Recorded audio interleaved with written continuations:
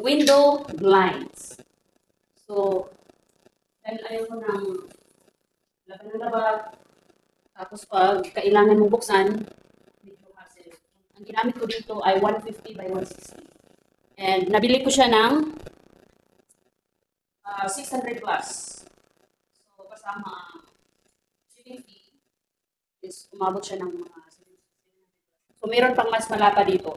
So, merong 160, 170, and 180. Yung length or yung height niya is 160. Ang madali ito i-attach mga boss, pwedeng adhesive. Okay? Pwede siyang hindi butasan. At I suggest, kung gusto nyo pang matagalan, matibay, mas maganda butasan. Gusto ko yung kulay niya dahil nag-blend dito sa pintura ng bahay. Kahit hindi siya fully buksan, pwede mo siyang makita sa labas or pwede siyang buksan or pwede makita ang labas na hindi siya totally buksan. So, maiiwasan yung mga insekto, mga langaw, lamok na papasok dito sa loob. Especially kapag wala kayong screen.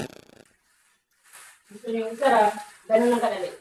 Ang maganda dito mga boss, kahit i-vacuum nyo lang, punasan nyo lang ng feeder duster, hindi dumidikit yung alikabok. Okay?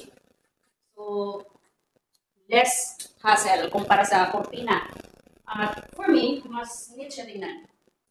I suggest, sukatin nyo para sigurado ang sukat bago kayo order. Again, if you're interested, click the yellow basket to order.